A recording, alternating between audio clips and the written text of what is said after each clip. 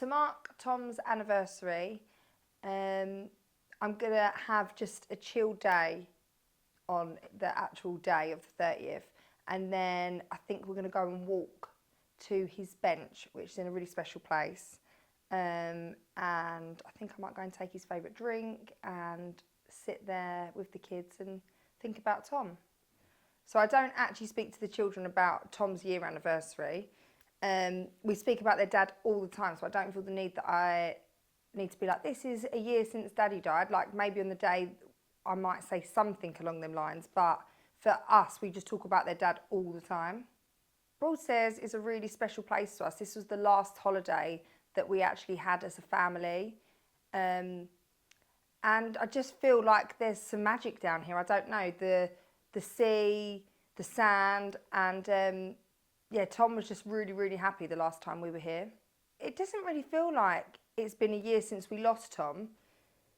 It's really weird. For me, it feels like his tour that he was on was like 3 years ago, but he passed like yesterday. Like, I don't know, like time is such, it's just like there is no concept of time. I could literally relive his death and us being in the hospice like it was yesterday, but then it seems like a lifetime ago that I was with him. For me, at the moment, I wouldn't say time is a healer, because I just think that this month, of it being March, that there's so much going on. I have my birthday, there's Mother's Day, then I now have Tom's year anniversary. I don't feel like time's healed me yet, but maybe in 10 years' time, it could heal me. But at the moment, no, I don't feel like time is a healer. So people talk about stages of grief, and there's meant to be 5 stages, but for me, I just don't think, I'm a year into this. Like, I don't feel like I've experienced the 5 stages of grief yet.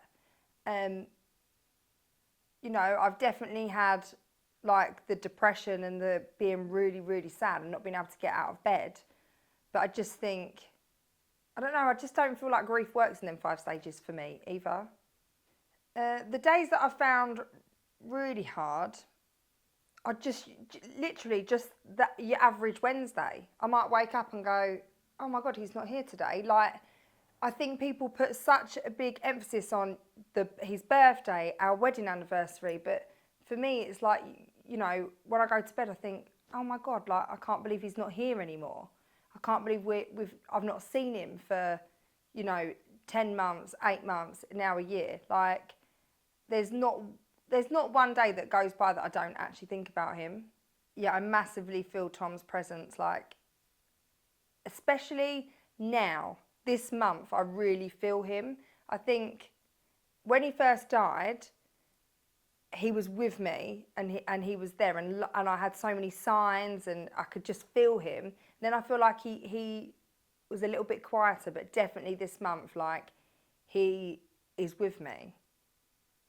Like, even just moments on the beach, then you could just feel like the sun come up and I'm like, oh, there he is. I think the renovation of the house, when me and Tom bought the house, we always wanted to do stuff to it, but you know, he was going through treatment and it wasn't the right time. And even when he passed, there wasn't, you know, that I couldn't have even thought about doing it then. But I think for me as well, I like to keep myself busy.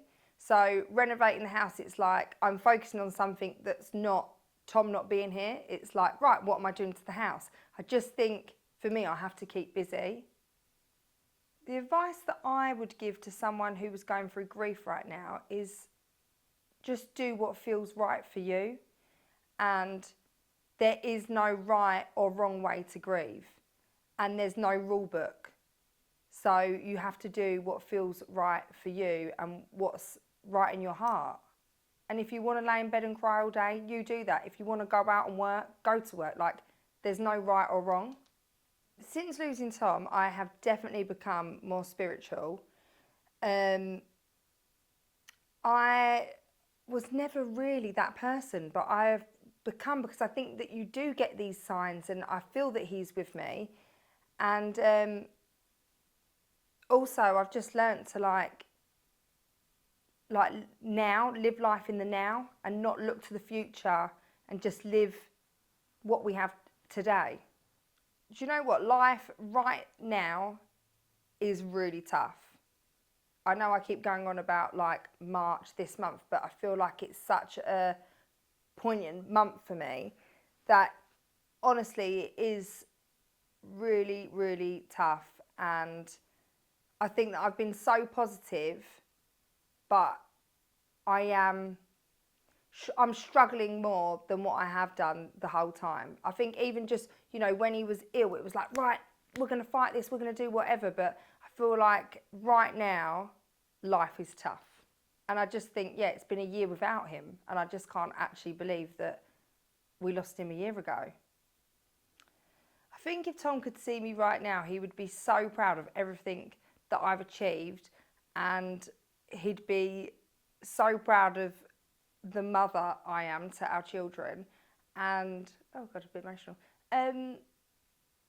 Yeah, I just think he'd be so proud of everything that I've done, and that I've just, you know, kept it together and held it together for me and the children, and also kept his name alive. And that's what obviously I want to do, is just keep his name alive. For me, I don't really look into the future now, because I know I always say this, but this is not what I thought my future was going to look like. When I met Tom when I was 19, I thought we'd grow old together. I thought we'd be sitting, you know, on Broadstairs when we're in our 80s eating our chips with each other. But that's not been my life. So I think for me, I don't look towards the future. I live in the now and focus on today. Yeah, I 100% will continue raising awareness for brain tumours, and just again keeping Tom's name alive, so he didn't die in vain, so you know that I can help others that are going through this.